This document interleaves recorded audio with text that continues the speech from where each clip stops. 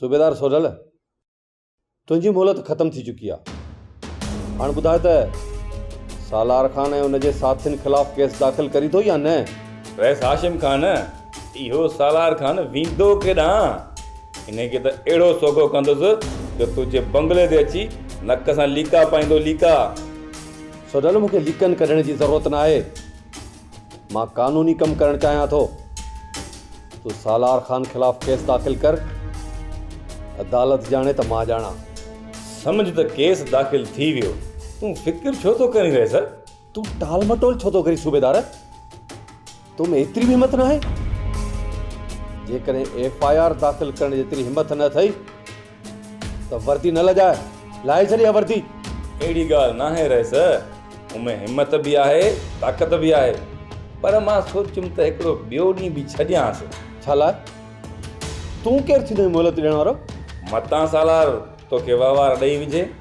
मूंखे वहिंवार न खपे, मूंखे इंसाफ़ खपे। कमतारी न कर सूबेदार, ड्यूटी कर पंहिंजी ड्यूटी। न त कावड़ छो था कयो रहे सर? कावड़ तव्हां जहिड़नि माण्हुनि ते ठहे थी। बाबा ईअं ई थींदो जीअं तव्हां चओ था, बसि रुॻो असांजी पार थी थिए। त पोइ ठीकु आहे, सुल्तान ऐं परू थाणे ते अचनि था, हुननि जी FIR दाख़िल कर। वॾो को तकिड़ो आहे।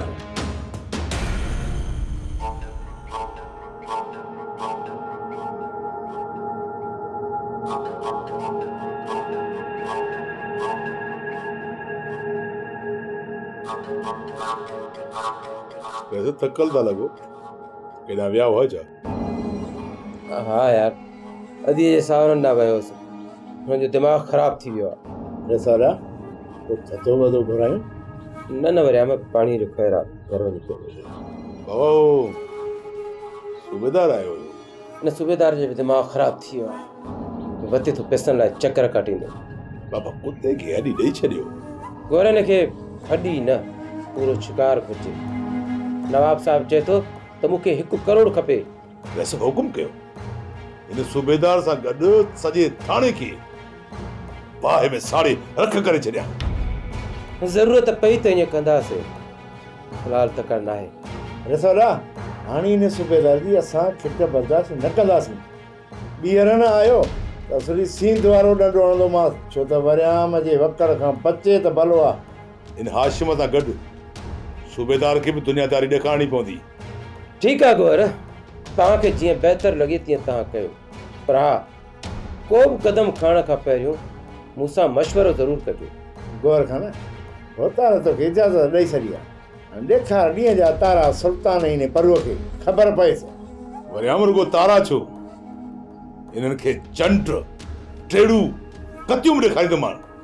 गोर न सुल्तू ऐं परूअ ते त मां संभरियो वेठो आहियां, पर छा कयां?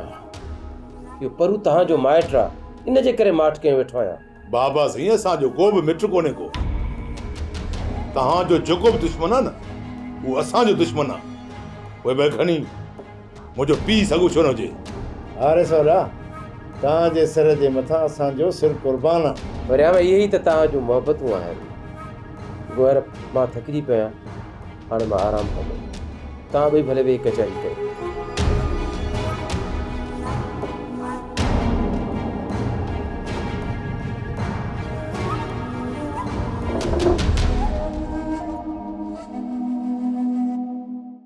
सोप सीरियल सिंध जाई तमाम एपिसोड्स ॾिसो हाणे HD क्वालिटीअ में। विज़िट करियो असांजो YouTube चैनल Sindh TV HD drama. Subscribe कयो असांजो ऑफिशियल YouTube चैनल सिंध TV HD ड्रामा ऐं वधीक अपडेट लाइ बेल आइकन खे क्लिक करियो।